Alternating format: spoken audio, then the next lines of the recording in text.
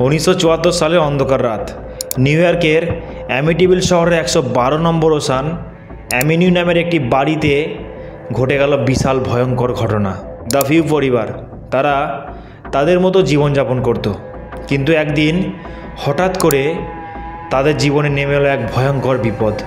Ronald ডিফিউ junior সেই পরিবারের বড় ছেলে।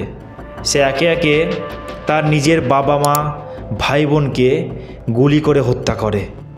যদিও সেখানকার পুলিশ প্রথমে এই ঘটনাটিকে একটি হত্যাকাণ্ড হিসাবে ভেবেছিল, কিন্তু পরবর্তীতে যখন সেই বাড়ির ইতিহাস সামনে আসে তখন শুধু নিউ ইয়র্ক নয়, গোটা পৃথিবীকে কাঁপিয়ে দিয়ে যায়। আজকের এই ভিডিওটি খুবই ইন্টারেস্টিং, কেননা আজকের এই ভিডিওতে যে স্টোরিটা আমি তোমাদের শোনাতে যাচ্ছি সেই স্টোরিতে কখনো কখনো কিছু ভয়ঙ্কর মুহূর্ত এমন আসবে যা তোমার মনে ভয়ের সৃষ্টি করবে। এমন ভয় যা হয়তো তুমি এর আগে কোনোদিন অনুভব করোনি।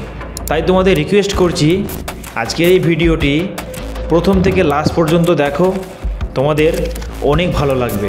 তো বন্ধুরা, আমি ফরিদুল, তোমরা দেখছো আমার চ্যানেল ইউআর ফরিদুল। তো বেশি কথা না বাড়িয়ে চলো তাহলে ঘটনায় চলে যাই।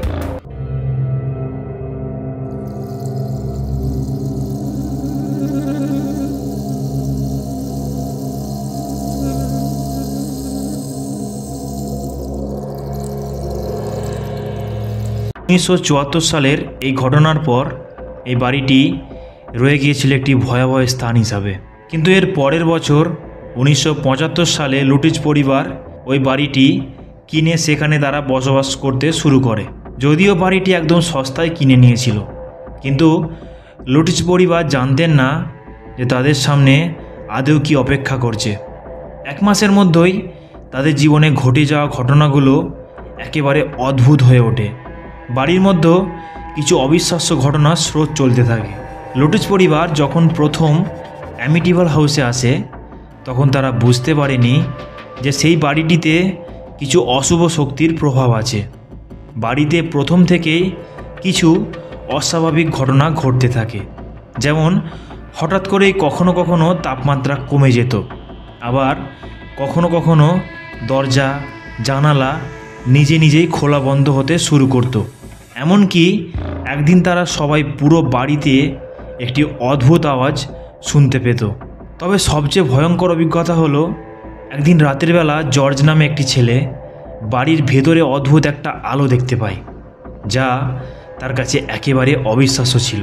তো গাইজ, এরপর জর্জ নামে সেই ছেলেটির মধ্যেও আস্তে আস্তে এমন কিছু আচরণগত পরিবর্তন দেখা যায় যা তার চিন্তাভাবনা মনোভাব আস্তে আস্তে একেবারে বদলে যেতে আরম্ভ করে। যেমন সে বাড়ির মধ্যে থাকা কিছু অদৃশ্য শক্তির সঙ্গে যেন সংযুক্ত হয়ে পড়েছে। একদিন রাতে তার সাথে এমন কিছু ভয়ঙ্কর ঘটনা ঘটে যার ফলে তার শরীরে ঠান্ডা অনুভূতির সৃষ্টি হয় এবং তার শরীরে এমন কিছু অদ্ভুত শক্তির উপস্থিতি অনুভব করা যায়, এমন কিছু যা কোনোদিন আগে দেখা যায়নি। এটা যেন সেই বাড়ির সে অশুভ শক্তির ভেতরকার একটি প্রভাব। তো গাইজ, তোমরা কি মনে করছো ঘটনা এখানেই শেষ হয়ে গিয়েছে? ক্যাথি নামে একটি মেয়ে একদিন তার বিছানা থেকে ভীষণ রকম ওঠার চেষ্টা করছিল, কিন্তু তাকে যেন কিছু অশুভ শক্তি তার ইচ্ছার বিরুদ্ধে তাকে সেই বিছানায় শুইয়ে রেখেছিল। এমন কিছু যা সে হাজার গুণ চেষ্টা করছে যে আমি যেন ওই বিছানা থেকে উঠতে পারি, কিন্তু সে উঠতে পারছে না, তাকে আটকে রাখা হয়েছে। এছাড়া তাদের ছোট মেয়ে স্নোই অনেক সময় নিজের ঘর থেকে কখনো কখনো কিছু অদ্ভুত দৃশ্য দেখতে পেত এবং তার চোখের সামনে নানা অদ্ভুত ঘটনার স্রোত চলতে থাকতো। তো গাইজ, এখন প্রশ্ন হচ্ছে এই ভয়ঙ্কর অভিজ্ঞতা কি আসলেই বাস্তব ছিল, নাকি এটি একটি শুধু কল্পনা ছিল? এই ঘটনার ওপর বহু বিতর্ক রয়েছে। যেহেতু ভৌতিক অভিজ্ঞতা নিয়ে সঠিক প্রমাণ পাওয়া যায়নি, কিছু মানুষ বিশ্বাস করেন যে অ্যামিটিভিল হাউসে অশুভ শক্তির উপস্থিতি ছিল। তারা নিজেরা দাবি করেছিলেন যে বাড়িতে কিছু একেবারে অস্বাভাবিক এবং অজানা শক্তি কাজ করেছে। তবে কিছু বিশেষজ্ঞদের মতে তাদের শোনা অভিজ্ঞতা ছিল মূলত মানসিক চাপের কারণেই এই সব ঘটনা তাদের সঙ্গে ঘটত। প্যারানর্মাল ইনভেস্টিগেটর এড এবং লরেন ওয়ারেন এই বাড়ির তদন্তে অংশ নেন। তারা দাবি করেছিলেন যে এই বাড়িতে অশুভ শক্তির প্রভাব ছিল। তাদের অনুসন্ধানে তারা একাধিক অদ্ভুত ঘটনার প্রমাণ দেখাতে চেষ্টা করেন। তবে তাদের দাবি এবং তদন্তের প্রতি কিছু মানুষ সন্দেহ প্রকাশ করেন, কারণ তারা যে প্রমাণ দিয়েছিলেন, তারা যে প্রমাণ দেখিয়েছিলেন তা অনেক সময় বাস্তবতার সঙ্গে মেলে না।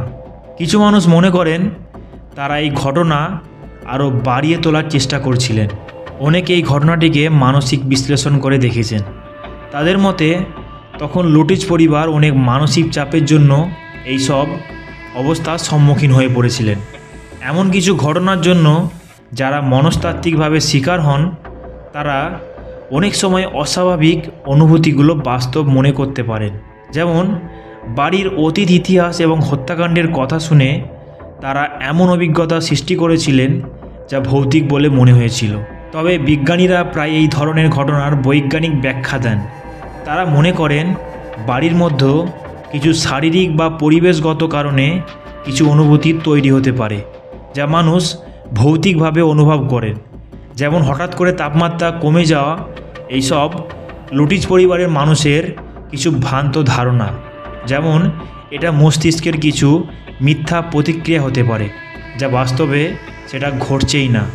তো গাইজ, অ্যামিটিভেল হাউসের ঘটনা আজও এক রহস্যময় এবং বিতর্কিত বিষয়। এটা কি সত্যিই ছিল নাকি কল্পনার একটি সৃষ্টি? কিছু মানুষ বিশ্বাস করেন যে এটি একটি অভিশপ্ত বাড়ি, আবার কিছু মানুষ মনে করেন এটা ছিল একটি পাবলিসিটি স্ট্যান্ড।